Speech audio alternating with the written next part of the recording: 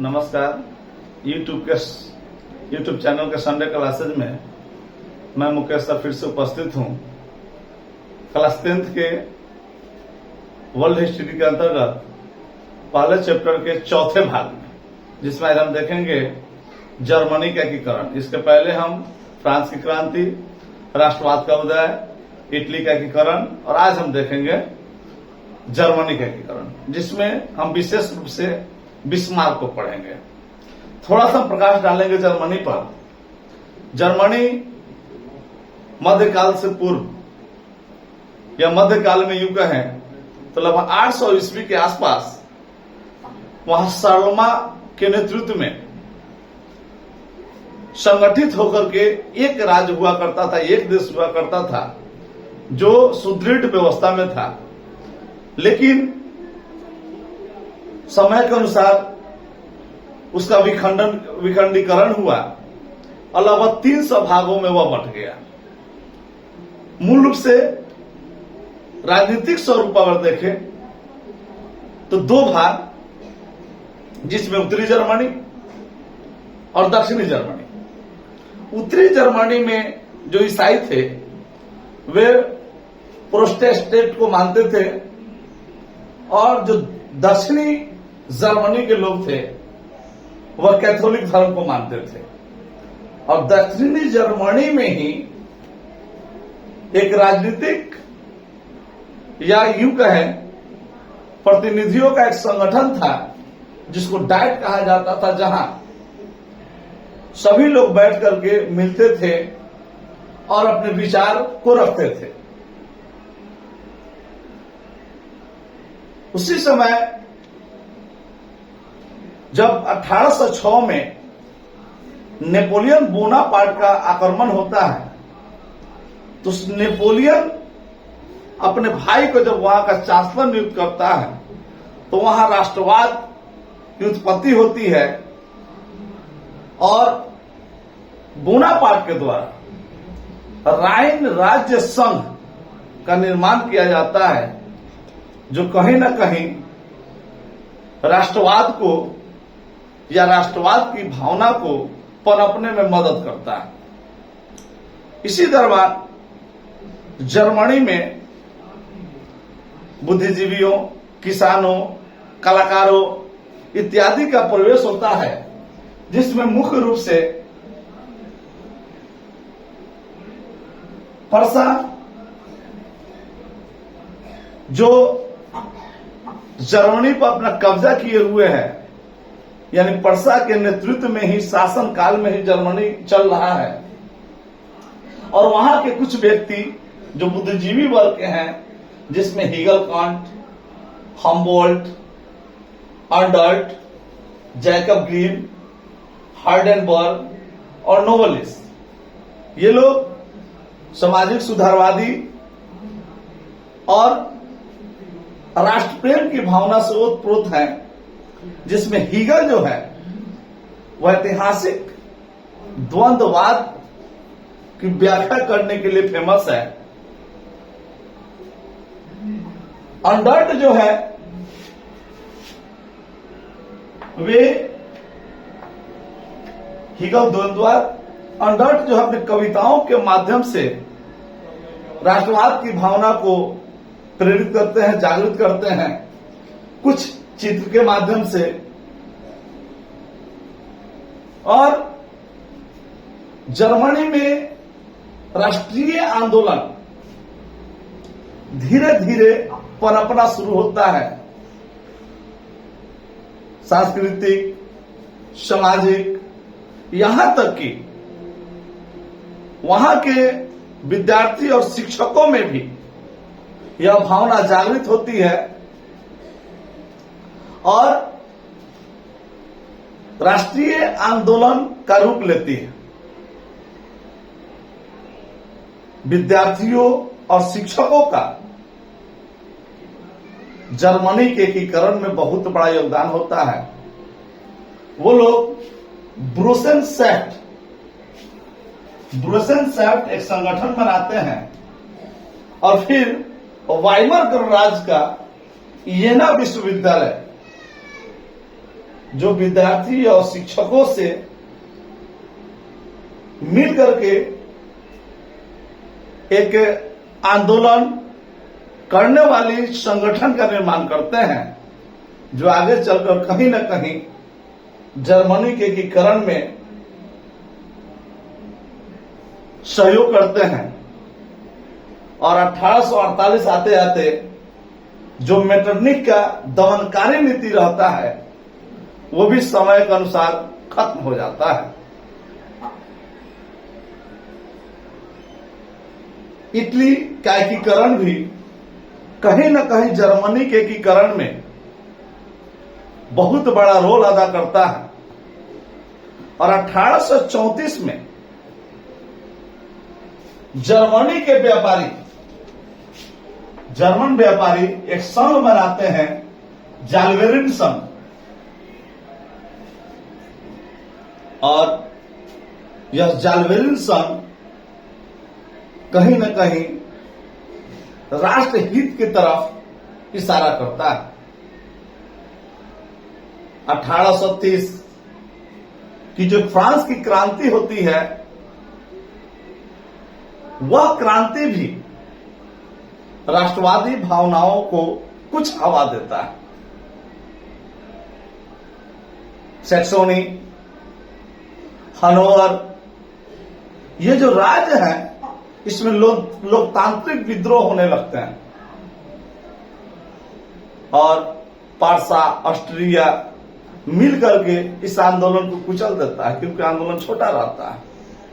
लेकिन 1848 आते आते जो फ्रांस की क्रांति होती है, और उस फ्रांस की क्रांति राष्ट्रवाद की आग को फिर से एक बार जर्मनी में भड़काता है और मेटरनिख के युग का अंत करता है।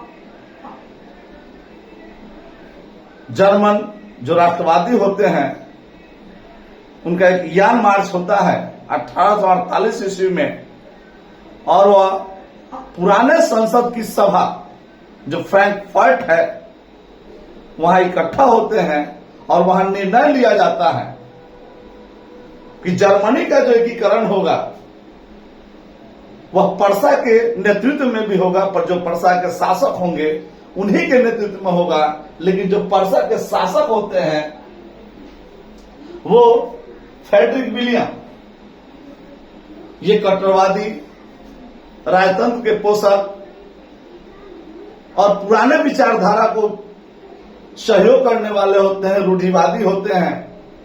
और यह इस चीज से नकार जाते हैं, इनकार कर देते हैं कि मेरे नेतृत्व में जर्मनी का एकीकरण नहीं होगा, उस व्यवस्था से इनकार करता है। ऑस्ट्रिया जो है, ऑस्ट्रिया भी कहीं ना कहीं पहले इटली पर शासन था उसका, जो वहां से हार चुका है। कुछ जर्मन क्षेत्रों पे भी उसका अधिकार है। और जर्मनी जो है ऑस्ट्रिया से युद्ध करने से बचना चाहता है। जर्मनी के कुछ अन्य भागों में एकीकरण को लेकर के विरोध होते हैं। और यह जो गतिरोध है वो लगता है कि अब ऑस्ट्रेलिया, पर्सा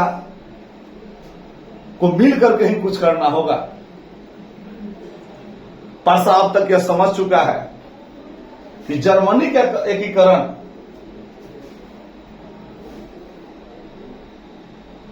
के लिए जर्मनी में सैन्य शक्ति बढ़ाना जरूरी है।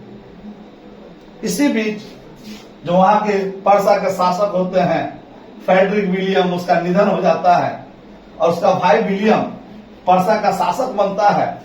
और यह जो विलियम है यह उदारवादी और राष्ट्रवाद का पोषक,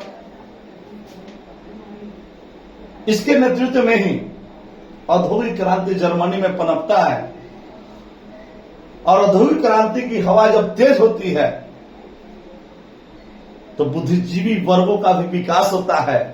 और इसके उदारवादी होने के कारण लगता है कि विलियम के नेतृत्व में निश्चित ही जर्मनी का एकीकरण होगा और वह एक महान कूटनीतिज्ञ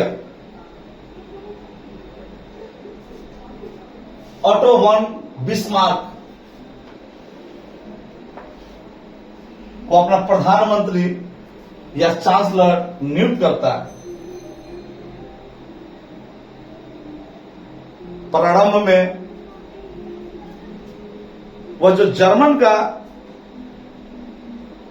जो डाइट रहता है उसका सदस्य रहता है और वहीं से अपनी कूटनीति का वह परिचय दिए होता है और उस कूटनीतिक परिचय के कारण ही बिस्मार्क को वहां का चांसलर बनाया जाता है। यह राष्ट्रवाद का पोषक है और निरंकुश राजतंत्र का भी पोषक है। यह उदारवादी राष्ट्रवाद और कट्टरवादी राष्ट्रवाद यानी किसी तरह की राष्ट्रवाद का यह समर्थक अपने आप को समझता है कि चाहे वह उदारवादी हो या कट्टरवादी हो लेकिन राष्ट्रवादी होना चाहिए। और बिस्मार्क जर्मनी के एकीकरण के लिए सैन्य शक्ति को बढ़ावा देता है और ग्यासुद्दीन बलबन जो ममलुक वंश का शासक बलबन रहता है, बलबन की नीति policy of blood and iron यानी लौ और रक्त की नीति के अनुसार काम करता है। इसका सोच रहता है कि तलवार, युद्ध, नरसंहार किसी तरह से जर्मनी का एकीकरण और एक चीज और यह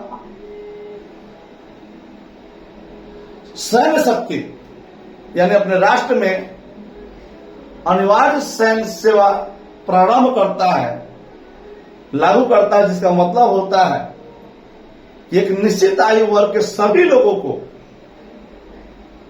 जर्मनी सेना के रूप में काम करना पड़ेगा। इससे सैन्य बल को बढ़ावा मिला। बिस्मार्क अपनी नीतियों से पर्सा का सुदृढ़ीकरण करता है पहले,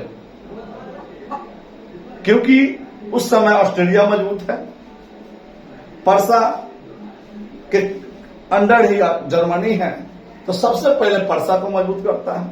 जब पर्सा मजबूत हो जाता है तो बिस्मार्क अपनी कूटनीति का परिचय देना शुरू करता है। अब पर्सा जो है किसी मायने में ऑस्ट्रिया से कमजोर नहीं है। अब वह ऑस्ट्रेलिया का साथ मिलकर के 1864 ईस्वी में स्लेस्विग और होलेस्टीन पर आक्रमण करता है। दोनों क्षेत्र को जीत लेता है। पर्सा और ऑस्ट्रिया की मदद से स्लेस्विग पर्सा के हिस्से में जाता है और होलेस्टीन ऑस्ट्रिया के हिस्से में जाता है।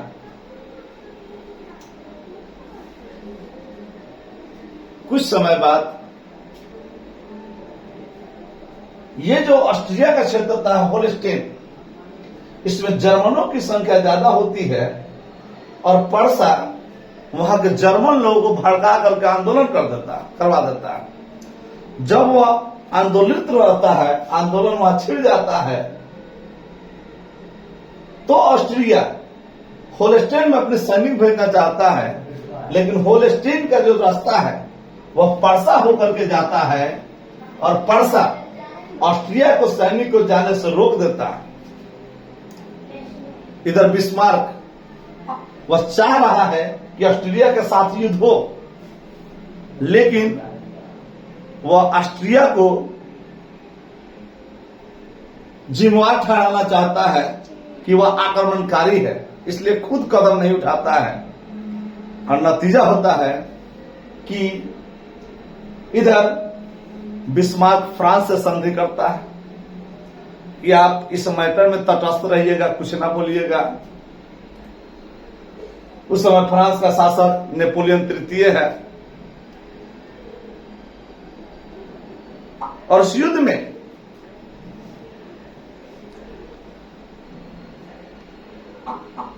ऑस्ट्रिया पराजित होता है। इटली के शासक विक्टर इमैनुअल से भी संधि कर लेता है और ऑस्ट्रिया पर्सा युद्ध में इटली ऑस्ट्रिया के क्षेत्रों पर आक्रमण कर देता है और इससे क्षुब्ध होकर ऑस्ट्रिया 1856 ईस्वी में पर्सा के खिलाफ शेरोवा में युद्ध की घोषणा करता है। ऑस्ट्रिया दोनों तरफ से युद्ध से घिर जाता है और बुरी तरह पराजित हो जाता है। ऑस्ट्रिया का जर्मन क्षेत्र पर से प्रभाव अब समाप्त हो जाता है, यानी जर्मनी के क्षेत्र से अब ऑस्ट्रिया आउट हो जाता है। पहले इटली से आउट हुआ था, अब यह जर्मनी से आउट हो जाता है, जिसका नतीजा होता है कि लगभग 2/3 हिस्सा जर्मनी का एकीकृत हो जाता है। शेष जर्मनी के एकीकरण के लिए फ्रांस के साथ अब युद्ध करना जरूरी है। वह फ्रांस जो अब तक जर्मनी का हमेशा साथ देते रहा है। बिस्मार्क ने जर्मनी के साथ उसको रखा कि कुछ क्षेत्र दे दूंगा लालच दे करके, लेकिन दक्षिणी जो रियासत है जो फ्रांस से सटा हुआ था, उसमें फ्रांस अक्सर हस्तक्षेप कर सकता था और उस समय स्पेन का मामला भी उजागर हुआ था। पर्सा के राजकुमार की स्वाभाविक दावेदारी भी थी, परंतु फ्रांस ने इस दावेदारी का खुलकर विरोध किया था, जिसमें एक लिखित वादा भी किया गया। लेकिन बिस्मार्क अपनी कूटनीति के कारण उससे प्रेस में तोड़ मोड़ कर बढ़ा चढ़ा के पेश किया, जिसका नतीजा हुआ कि वह चिढ़ करके 9 जून 1870 19 जून 1870 नेपोलियन तृतीय ने पर्सा के खिलाफ युद्ध की घोषणा कर दी और उसके बाद 10 मई 1871 को फ्रैंकफर्ट की संधि होती है और उस फ्रैंकफर्ट की संधि के अनुसार, जो शांति की संधि होती है, उस संधि के अनुसार शैडोन के युद्ध में एक शक्तिशाली राष्ट्र फ्रांस का अंत होता है, फ्रांस की हार होती है और जर्मनी एक बड़े राष्ट्र के रूप में उभर करके सामने आता है। यूरोप के मानचित्र पर एक विशाल राज्य जर्मनी का उदय होता है। अर्थात राष्ट्रवाद ने केवल सिर्फ 2 राष्ट्रों का उदय या एकीकरण सुनिश्चित नहीं किया। 2 राष्ट्र कहने का मतलब इटली और जर्मनी, अपितु संपूर्ण यूरोप में राष्ट्रवाद की लहर दौड़ा दी। जैसे हंगरी, बोहेमिया, यूनान इत्यादि क्षेत्रों में भी राष्ट्रवाद की भावना पनपी। यह बिस्मार्क पूरे विश्व में एकीकरण के लिए जाना जाता है। और उसी का अनुसरण करते हुए भारत में भी सरदार वल्लभ भाई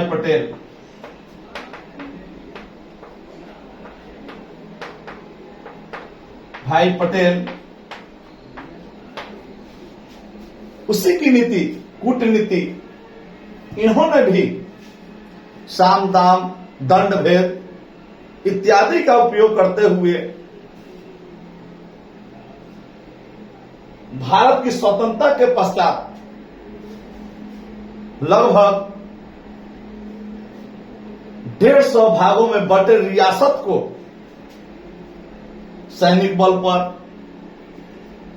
अपने कूटनीति से या जनमत संग्रह से भारत का हिस्सा बनाने का काम किया, जिस तरह बिस्मार्क ने किया था। इसीलिए सरदार वल्लभ भाई पटेल को भारत का बिस्मार्क कहा जाता है।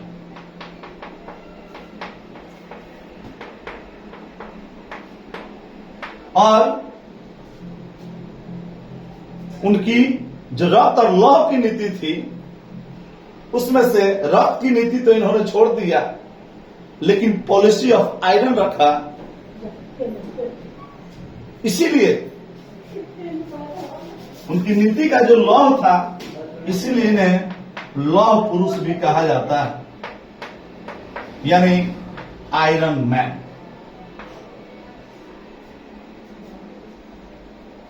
तो आज यूरोप में राष्ट्रवाद के अंतर्गत जर्मनी का एकीकरण, यह भाग यही समाप्त होता है। अगर वीडियो अच्छा लगे तो लाइक करें, शेयर करें, सब्सक्राइब करें और कमेंट करके जरूर बताएं।